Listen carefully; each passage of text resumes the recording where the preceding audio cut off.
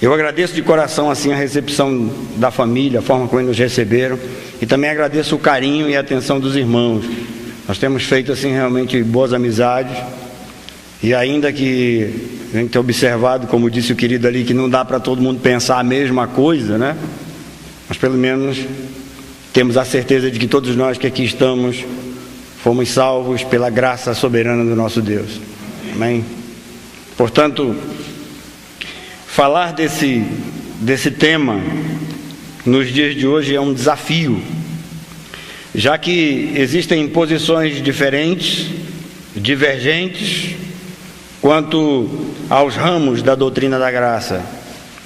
E desde que o iluminismo, com a renascença, jogaram aquela bomba filosófica no mundo, em que o mundo foi secularizado por estas ideias, e que o mundo passou a visualizar a vida, as questões relacionadas ao âmbito espiritual, da forma do ponto de vista humano. Então nós saímos do teocentrismo para o antropocentrismo. O que é isto? É que antes nós tínhamos a visão das coisas a partir da religião, interpretava-se a vida a partir de Deus. Hoje em dia, olha-se a partir do homem. Mudaram conceitos de linguagem, a prática de certos princípios e até a maneira de se interpretar a vida e os conceitos humanos. E o resultado é que nós temos uma secularização, e esta secularização do mundo tem adentrado no seio das nossas igrejas e, sobretudo, tem, de certa forma, pervertido algumas doutrinas básicas das Escrituras que anteriormente nós não tínhamos. Se os irmãos analisarem os primeiros 500 anos da história, os irmãos vão ver que certas atitudes com relação ao homem que escolhe, que determina, que direciona todas as coisas, praticamente não existia. Dava-se glória, louvor e culto a um Deus totalmente soberano.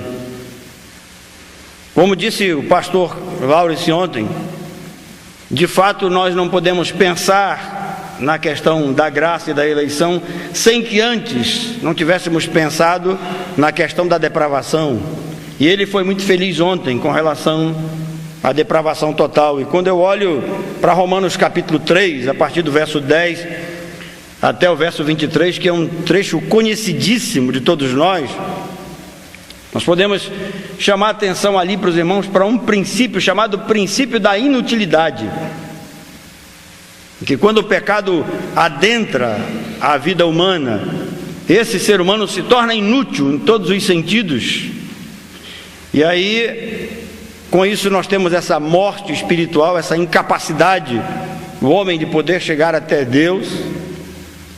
E se os irmãos lembrarem da morte de Cristo e o rasgar do véu, podem compreender melhor e podem pensar naquilo que eu tenho em mente. Sei que de fato é uma matéria difícil, porque a meu ver é uma matéria revelada. Deus não deu essa matéria a todos os homens. Por isso que alguns de nós tenta de todas as formas inculcar, trazer com maior quantidade de detalhes, mas humanamente falando é impossível fazer com que o homem atinja tão grande conhecimento, adentrar naquele pensamento divino de que antes da fundação de todas as coisas, Deus no seu projeto geral tem a intenção, o desejo e o ato livre diante de todo o seu poder, de toda a soberania, de escolher um povo para si. Quando Paulo escreve uma das mais belas cartas que eu conheço, ele diz que no coração de Deus, ele não só olha para seres humanos como nós, mas ele considera esses seres humanos especiais, designa-os para o ministério, mas depois em Gálatas 1,15 ele diz que tudo isto de fato ele assim o foi, porque Deus o escolheu antes de que ele nascesse. Interessante que nós podemos notar que Paulo não conhecia Ananias. Ananias também jamais Poderia imaginar que ia se encontrar pessoalmente com Paulo, uma vez que ele o temia. Ele mesmo diz: esse homem aí tem aterrorizado o teu povo. E Deus olha para ele: não, eu estou te mandando ir lá porque este é para mim o quê? Um instrumento escolhido. Não sei que é uma matéria difícil, não vou esgotar todo o assunto hoje, e não quero também aqui fazer o papel que é do Espírito Santo, mas eu quero pedir uma coisa a você. Se você não tem total compreensão dessa doutrina, eu também não a tenho, eu a estudo até hoje. Eu peço que você desarme seu coração. Conversava com um irmão, ele disse que um dia receberam um livro, e mal passou da introdução do livro, ele abandonou o livro, e algum tempo depois,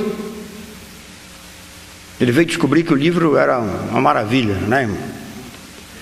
Então, de imediato, peço que você não tire conclusões apressadas. Vamos aguardar chegar até o final, em que nós vamos orar e pedir a graça e a direção de Deus para aquilo que vai ser dado.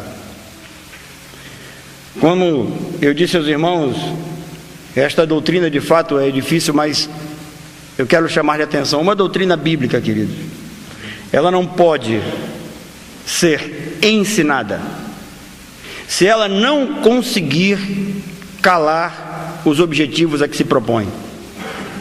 Uma doutrina bíblica não pode ser pregada se ela não sanar todas as interrogações diante dela.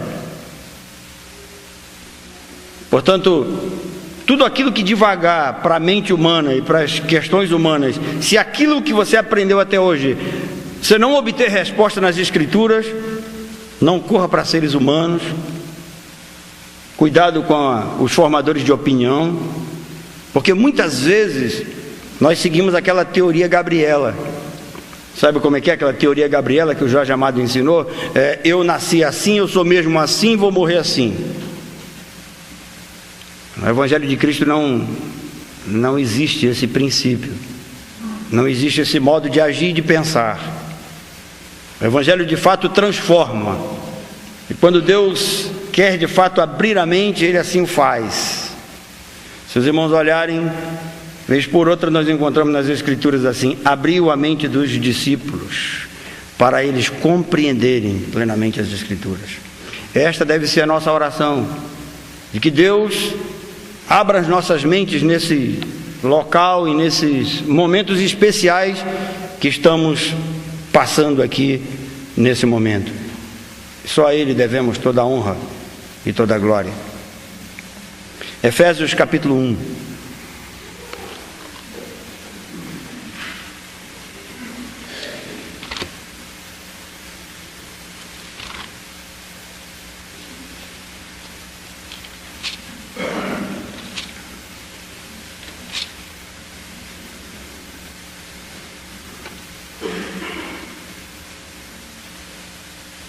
A partir do verso 3 até os versos 11. Bendito Deus e Pai de nosso Senhor Jesus Cristo, que nos tem abençoado com toda sorte de bênçãos espirituais nas regiões celestiais em Cristo. Assim como nos escolheu nele antes da fundação do mundo para sermos santos, irrepreensíveis perante Ele e em amor, nos predestinou para Ele, para a adoção de filhos, por meio de Jesus Cristo, segundo o beneplácito da sua vontade, para o louvor de sua glória, que Ele nos concedeu gratuitamente no amado, no qual temos a redenção pelo seu sangue, a remissão dos pecados, segundo a riqueza da sua graça, que Deus derramou abundantemente sobre nós em toda a sabedoria e prudência, desvendando-nos o mistério da sua vontade, segundo o seu beneplácito que propusera em Cristo, de fazer convergir nele, na dispensação da plenitude dos tempos, todas as coisas, tanto as do céu quanto as da terra. Nele digo, no qual fomos também feitos herança, predestinados segundo o propósito daquele que faz todas as coisas conforme o conselho da sua vontade. Vamos orar. Nosso Deus, acabamos de ler a Tua palavra. Todavia, ela só será explícita e entendida por nós se o Teu Espírito direcioná-la aos nossos corações e às nossas mentes. Rogamos que Tu sejas conosco, principalmente com o servo que fala contigo, que Tu não nos deixes sozinhos, apenas fazendo um discurso teológico, mas que o que proceder da nossa boca tenha a direção do Teu Espírito e venha, Senhor, transformar as nossas mentes, enriquecer o nosso conhecimento e, sobretudo, reconhecer a nossa posição de servos e glorificar a Ti. Pois é em Teu nome que nós oramos agradecidos, Senhor. Amém. Queridos, diante de tudo que falamos, seja como for, a doutrina da graça, nós temos que reconhecer que a Bíblia, ela apresenta, desde o Velho até o Novo Testamento, em todos os seus escritos mais importantes, a questão da eleição. É um fator fundamental e não dá para fugir dele. E se nós pudéssemos conceituar esse texto, esse tema, a questão da eleição, nós teríamos que procurar vários lexicólogos e atrás de muitos dicionários, mas de uma forma bem simples. A Bíblia coloca tanto a questão da eleição, depois vem a questão da escolha e depois vem a questão do separar. Então, são termos comuns aos nossos dias. E aí, o que é eleição? Então seria o ato de escolher um indivíduo ou um grupo de pessoas para um propósito ou um destino, de maneira bem simples. Quando se pensa no separar entre a espécie. Quando se pensa em selecionar para uso, Paulo diz que Cristo veio ao mundo remir-nos de toda a iniquidade e purificar para si mesmo um povo exclusivamente seu, zeloso de boas obras. Agora, basicamente, a meu ver, a Bíblia apresenta 5 tipos de eleição.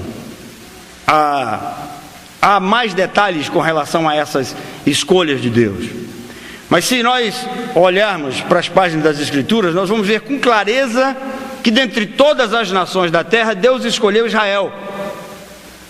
Durante séculos, Israel foi a única nação que conheceu e adorou o verdadeiro Deus. Se você quiser conferir, leia Deuteronômio, capítulo 7, versículos 6 e 7.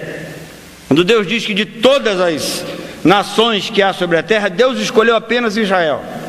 E não os escolheu porque eles eram o maior, o mais belo, o mais importante dos povos. Escolheu porque Deus os amou. Deus direcionou esse amor a Israel. E assim escolheu.